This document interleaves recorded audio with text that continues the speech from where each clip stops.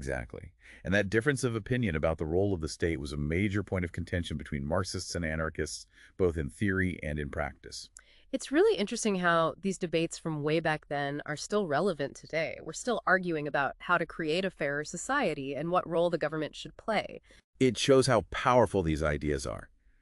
That tension between different revolutionary approaches, Marxism, anarchism, and others, still shapes social movements and political discussions around the world. It's a good reminder that there's no easy answer, that the road to a better future is complicated. Absolutely. And it shows how influential Marx and Engels were. People are still debating their ideas more than 170 years after they were first published. Now, before we get too caught up in these theoretical debates, let's not forget that Marx and Engels weren't just armchair revolutionaries. They were deeply involved in the socialist and communist movements of their time. Oh yeah, they weren't just observers. They wanted to be part of the struggle, to actually change the world. They helped create the Communist League, wrote articles and pamphlets, organized workers, and fought for radical change. They were writers and thinkers, but also activists and revolutionaries. Absolutely. They believed that theory and practice went hand in hand. You can't change the world without understanding it, and you can't truly understand the world without trying to change it. So they weren't content to just sit on the sidelines. They wanted to make a difference. That's what makes their work so compelling. It's not just abstract ideas. It's about human liberation, about creating a world where everyone can thrive. I don't know about you, but I'm feeling pretty inspired. Me too. Yeah. Marx and Engels wanted to shake things up, to challenge the status quo, to get people excited about fighting for a better future. This deep dive has been amazing. We've covered commodity fetishism, Marx and Engels' vision for a communist society, all those different types of socialism they critiqued, their back and forth with anarchist thought, and their commitment to revolutionary action. It's been a lot to take in. I feel like I'm seeing the world in a whole new way. Like I can finally decode those social hieroglyphics we talked about earlier. That's what makes exploring these ideas so rewarding. It's about gaining new perspectives, questioning everything, and ultimately learning to think critically and act effectively to change the world for the better. Well said. Now, get ready for part 3, where we'll wrap up our exploration of Marx and Engels' ideas. We'll connect their theories to real-world historical events and see how they apply to our lives today. It's going to be epic, so don't miss it.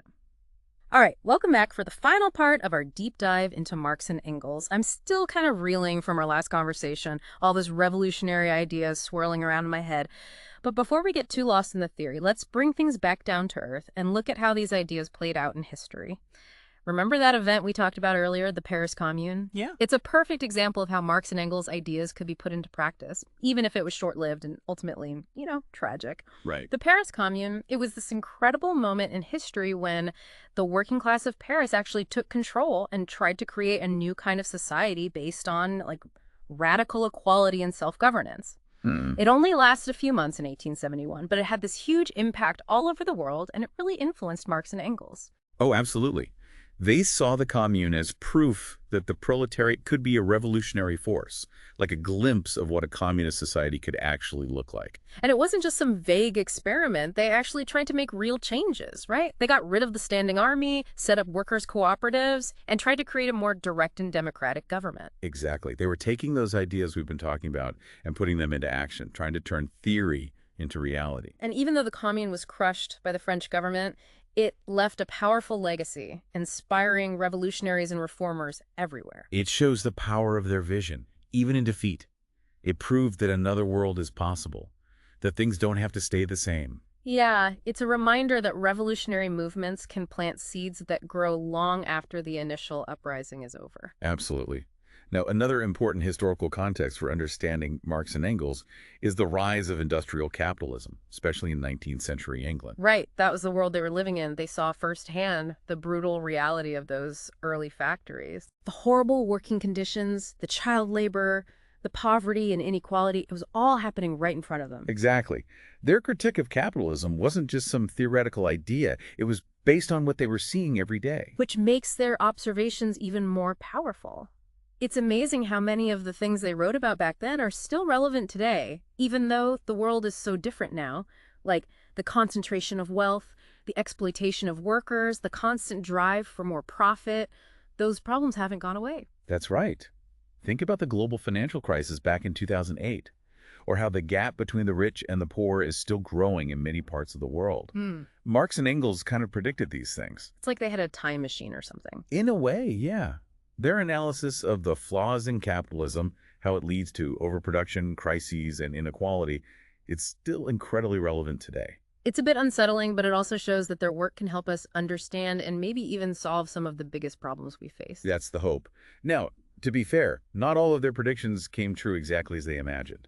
Oh, really? Like what? Well, for instance, they thought that socialist revolutions would happen first in the most developed capitalist countries, like England or Germany. Right, but history had other plans. Exactly. The first successful socialist revolution happened in Russia, which was still mostly an agricultural society at the time, Yeah. and that really changed how Marxist theory and practice developed in the 20th century.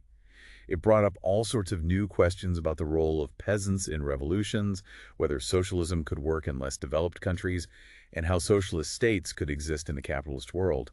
So their ideas were being tested and reshaped by history itself. That's a great way to put it. And that back and forth between theory and practice is a big part of their legacy. It shows that even the most brilliant minds can't always predict the future. That's for sure.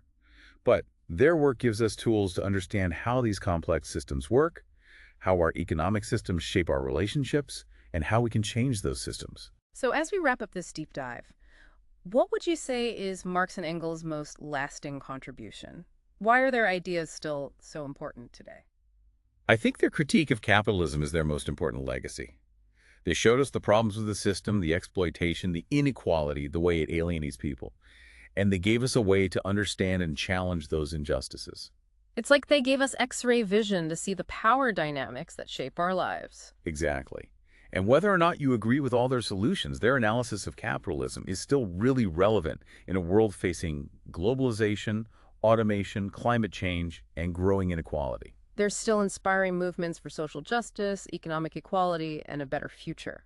That's right. And maybe most importantly, they remind us that things can change, that a better world is possible, and that we have the power to make it happen. This has been an amazing journey. We've covered so much ground: the rise and fall of the bourgeoisie, the role of the proletariat, abolishing private property, the family, historical materialism, commodity fetishism, the Paris Commune, and the challenges of putting these ideas into practice. It's been quite a ride. And I feel like I have a much deeper understanding of these issues now, and I feel even more motivated to do something about the problems we face. I'm glad to hear that. We always encourage our listeners to keep learning, keep questioning, and keep digging deeper into these ideas. That's right, because as Marx and Engels said, the goal isn't just to understand the world, but to change it. Thanks for joining us on this deep dive into the world of Marx and Engels. We hope you've enjoyed the journey, and we encourage you to keep exploring these ideas and see how they apply to your own life and the world around you. Until next time.